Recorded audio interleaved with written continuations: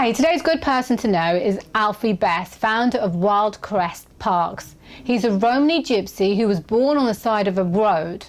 Age 10, he quit school so that he could work with his dad. Age 14, he started his first business. And by the time he was 19 years old, he was living in a fancy house and driving a flash car. But when the recession hit, Alfie's world tumbled. In order to pay the mortgage, he had to close shop and sleep in his car so that he could rent them out. Undeterred, Alfie drove around London to see which businesses were flourishing. He identified two: takeaways and also the mobile phone industry, because they had queues of people outside.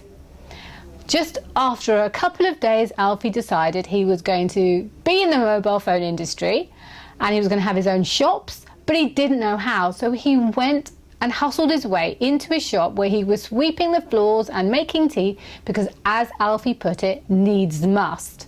He did that for no more than 2 months, and thereafter he started his shop.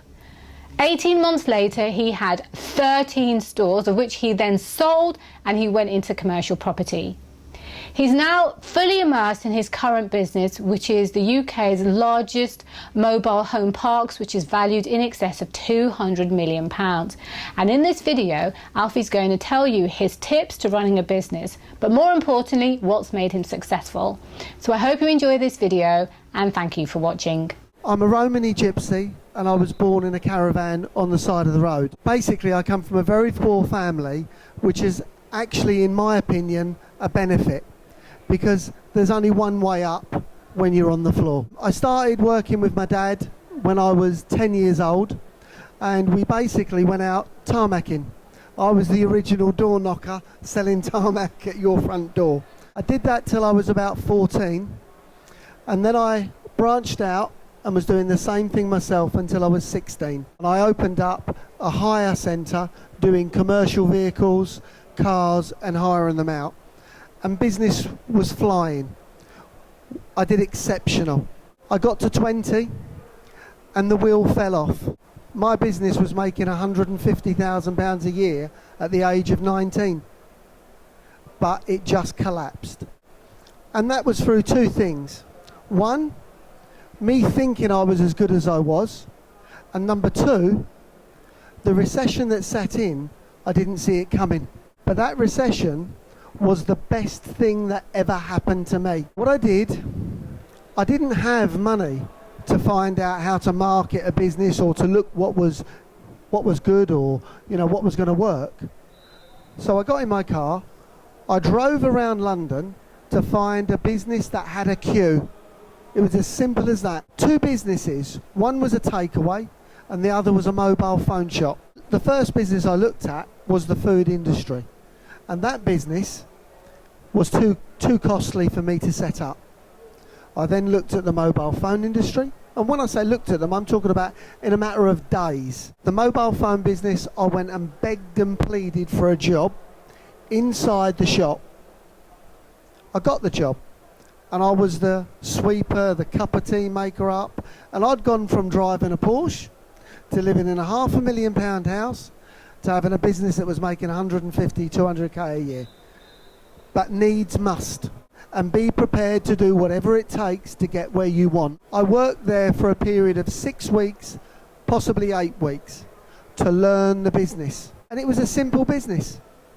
You were selling a product that was new. I left the business, opened up my own shop. At the time, you could get shops rent-free for a period of time. After the first 2 stores, I went back to the banks because I managed to keep my loans paid,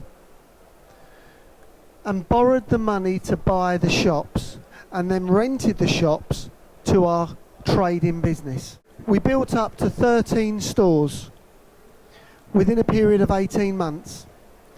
We then went on and we sold that business. We sold that business to a company called CCC. They in turn sold out to Vodafone. From that point, I went into commercial property. I was buying in the recession. And that recession for me was the hardest recession that it was like pulling a left kidney out and not getting paid for it. The commercial property we did very well at. Then I went on to the business that we do now, which is Wyldecrest retirement parks and holiday parks. I now own and operate the UK's largest residential mobile home park group in the UK. We have 6,800 residents with a value of the business of in excess of £200 million. And we have plans, a 5-year plan to double in size. And we will. And we will. We will, because we're checking our cash flows every day, twice a day. We're checking on our competition, not on what they're doing, but are they doing anything different? Not because we want to compete with them, we want to be better than them. Your business is like a baby. If you're a good father, it will become a good child. And I don't care what anybody says. Sometimes they need a spank, and sometimes they need love. Sometimes they need nurturing. A business is no different. It's no different at all. You love it like your child. Unfortunately, when you're building a business and you're driving your business forward as hard as that, sacrifices get made with your family. And that can have effects on you as a person. But if you're driven, later on your family will appreciate the time that you gave, the benefit that you gave for their benefit. Any businesses that you do, you're the business. You're the business. It's you. And the one policy that you must remember, there are no bad businesses in the world. None. Just bad people that run them. My journey is nothing special. I'm actually a dunce. I'm not clever, but I swear to you, if somebody's prepared to work an hour, I'll work 5. But I love what I do. I get up in the morning, put my trousers on, I think I'm a Premier League football player. I go to work and I love it. The first customer that you ever came across, that you sold to, is as important 10 years later as he was the day you saw him. The minute you do that, that customer becomes 10, because he tells 10 friends. He's important. We all want to be important, let's be honest. We go to a nightclub, you go to a restaurant, you want to be seated and you want to be courteous. If your customers feel like that, you can only succeed. I have a policy that I live by. Learn from the mistakes of others, because we can't live long enough to make them all ourselves.